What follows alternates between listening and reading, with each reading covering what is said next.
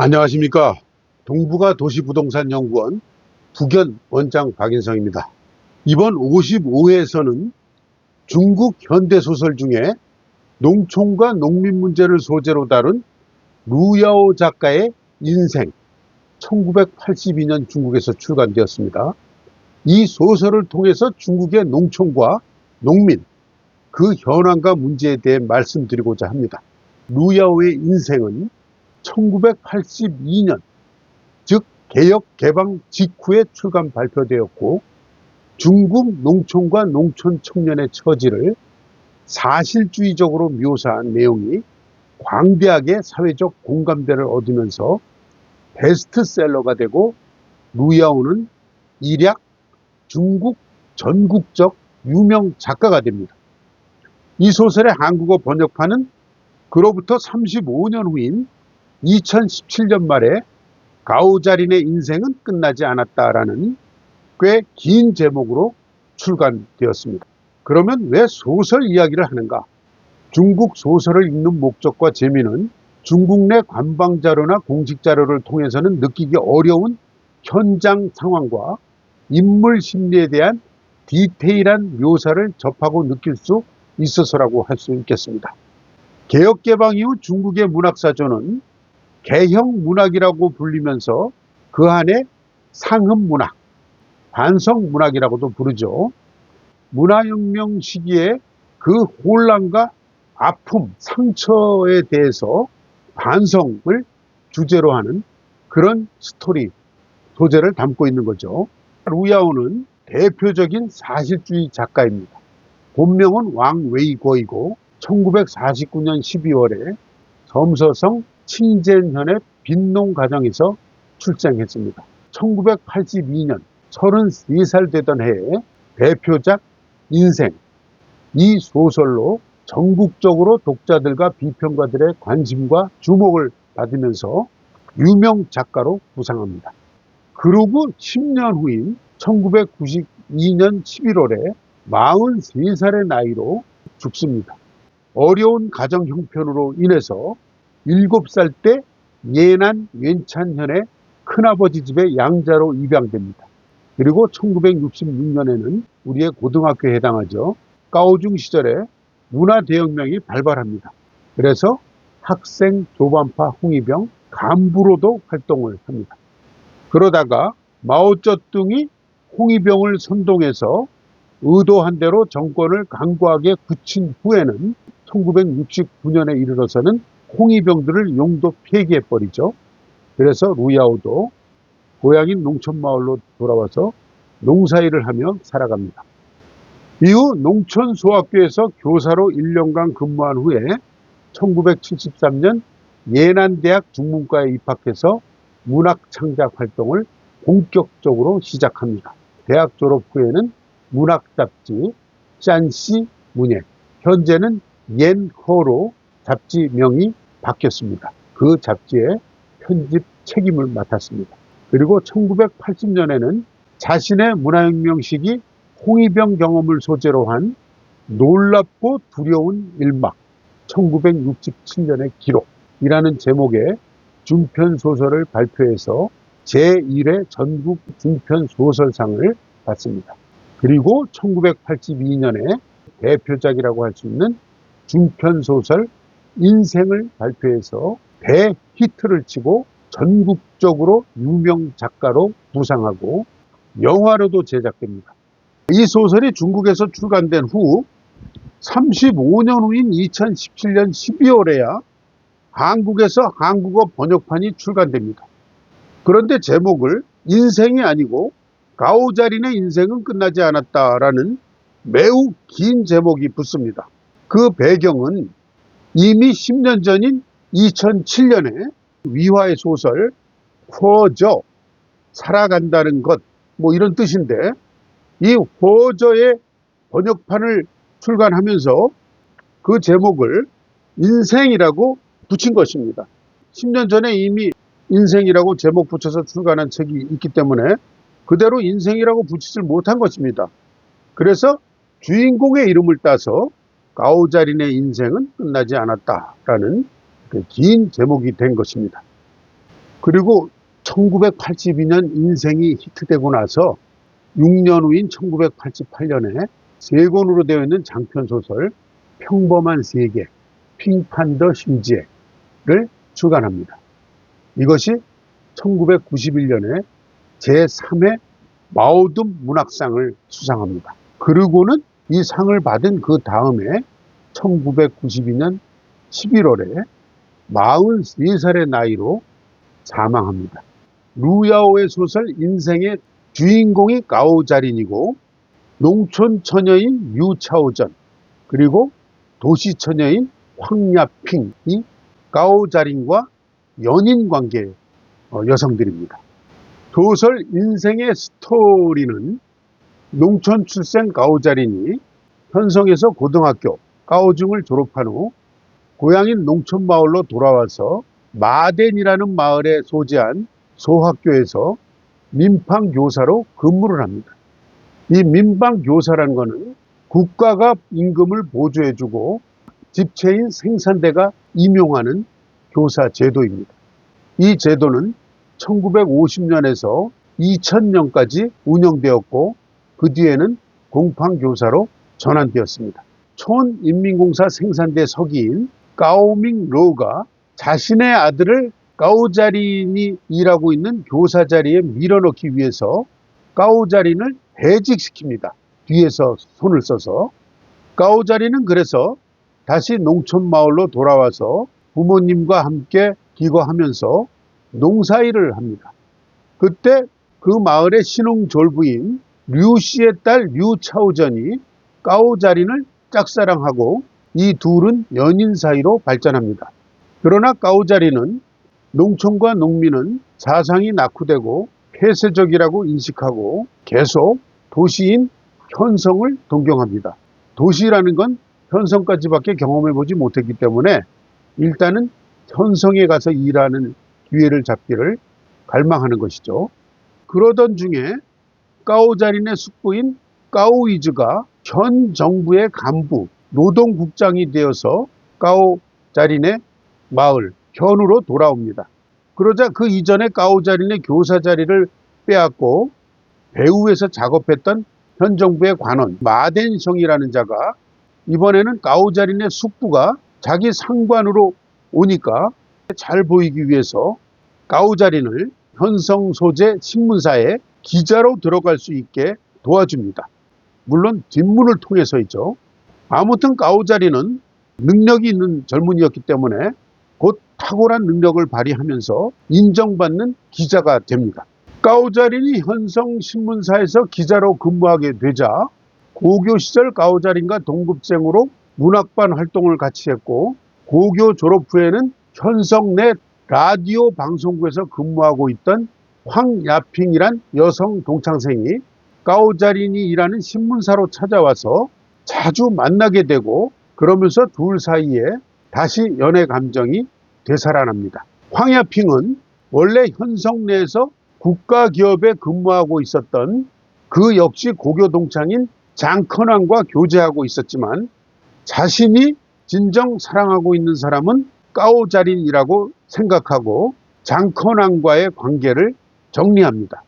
그 후 황야핑은 자기 아버지의 고향이고 원래 근무지였던 장수성의 수도인 대도시 난징으로 가족이 함께 가게 되었다면서 가오자린에게도 함께 난징으로 가자고 제안을 합니다.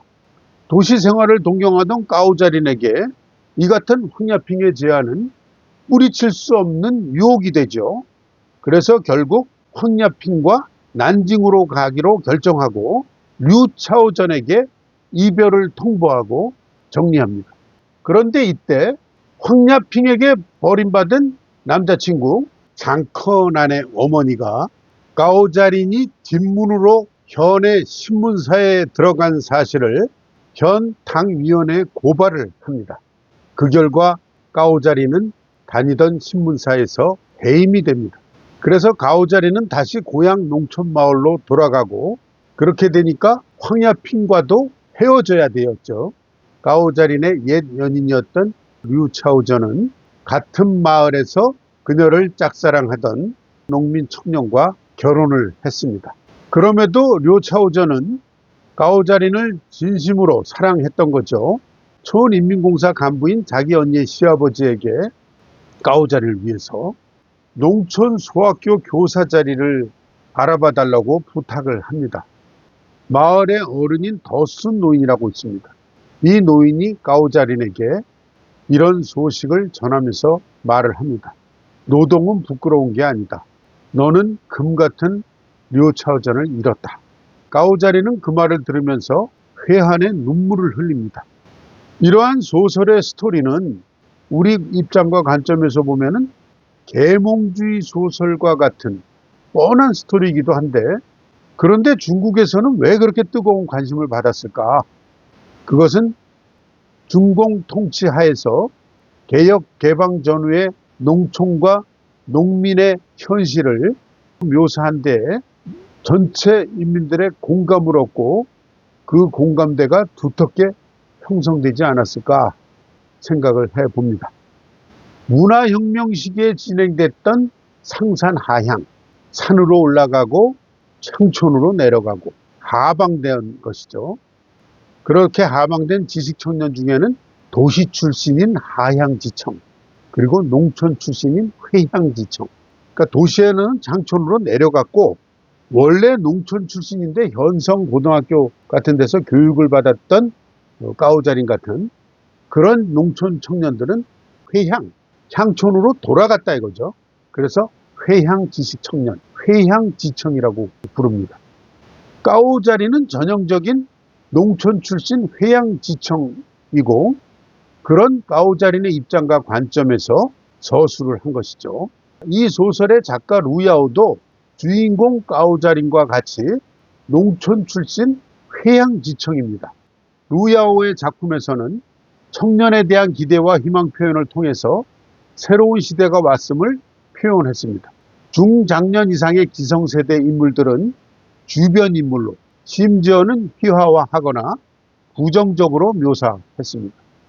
중국 근대에 들어서면서 청년의 역할에 대한 기대는 신해혁명, 신문화운동, 그리고 국민당 혁명, 중일전쟁 시기를 거치면서 분화 및 급진화, 청년 숭배 풍조까지 출현했습니다. 제2차 국공내전 시기에는 국공 양방 모두 청년의 힘과 에너지를 전쟁에 동원하기 위해 경쟁했습니다.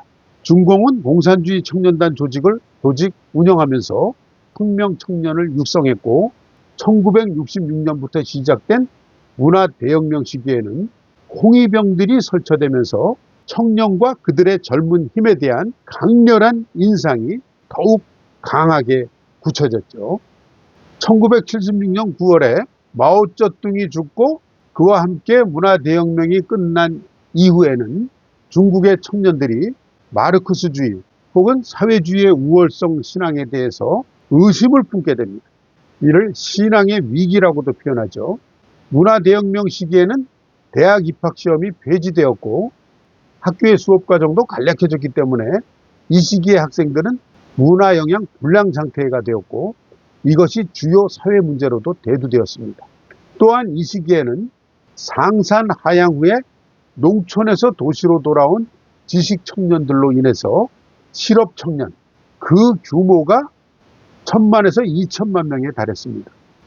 1960년에서 70년대 기간에 농촌까지 교육 보급이 확대되고 문화혁명 10년을 지나면서 회향지청의 수가 하향지청 수를 초과했습니다. 그러나 지식청년 집단 중에 절대 다수인 이들 농촌 출신 회향지청들은 도시 출신 하향지청에 비해서 국가와 사회에 의해서 장기간 무시당했습니다. 또한 1978년에 중국 정부가 금후 도시의 일자리는 기본적으로 농촌에서 모집하지 않는다라는 방침을 공표한 후에 농촌 출신 회향지청들이 농촌에서 도시로 나갈 수 있는 길은 더욱 좁아졌습니다. 1978년부터는 문화대혁명에 대한 공개적인 부정과 비판, 청산 작업이 진행됐고 신세대 청년들의 문화혁명 시기 기성세대 어른들에 대한 불신 풍조가 형성됩니다. 그리고 더 나아가서 지배적 지위를 점하고 있는 기성세대의 가치규범 자체에 대해 회의가 점점 커지기 시작합니다. 그리고 새로운 가치관과 생활방식, 개인주의, 자유주의 소비문화 등을 받아들이기 시작합니다.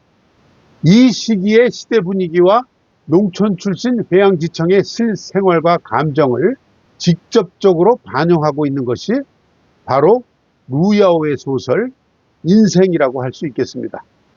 문화혁명 10년간 하향된 도시 출신 청년들은 총 1,400여만 명이었습니다. 그런데 회양지청의 수는 그보다도 몇 배나 되었습니다. 권안성의 경우를 보면 도시 출신 하향 지식 청년은 36만 명, 농촌 출신 회향 지식 청년은 500만 명에 달했습니다. 장수성의 경우 생산대에 편제된 도시 출신 하향 지청은 5만여 명, 농촌 출신 회향 지청은 24만여 명에 달했습니다. 한편 문화혁명이 종결되고 인민공사가 해체되고 농업생산이 각 가정 단위로 생산연계 도급 책임제가 시행되면서 농촌에 유휴 노동력이 넘쳐나게 되고 경제 발전에 따라 도시 내에 농가 소득보다도 높은 그런 임금을 주는 일자리가 늘어나면서 도시로 나가서 일하는 농민공 조류, 민공 차후가 형성됩니다. 이에 관한 이야기는 다음에 워먼 더 루, 우리들의 길이란 소설을 통해서 살펴볼 예정입니다. 작가 루야오가 도시문화와 다시 접촉하게 된 때는 1969년 1월 1,300여 명의 베이징 지식 청년들이 그의 고향인 산시성 옌찬현으로 하방되어 왔을 때입니다. 당시에 루야오는 그 중에 한 명 베이징 여성 지식 청년과 연애도 했습니다. 루야오는 농촌과 도시의 교차지대라는 말을 하면서 도농결합부에서 품고 있는 개념보다 공간적 관점뿐만 아니라 심리적, 정서적 관점을 더욱 강조합니다. 간단히 인용하면 농촌과 도시의 교차지대는 색채가 다채롭고 모순과 갈등 역시 매우 특색이 있고 의미도 있어서 그것을 표현해낼 만한 가치가 있다. 내 작품은 대부분 바로 이 같은 교차지대에 대해서 썼다. 농촌에 대해서 잘 쓰려면 농촌과 농촌에 사는 사람들에 대해서만 익숙해지는 것으로는 부족하고 도시와 각종 산업에 대해서도 익숙해야 한다. 1980년대의 농촌은 1950년대와 60년대에 비해서 훨씬 복잡해졌다.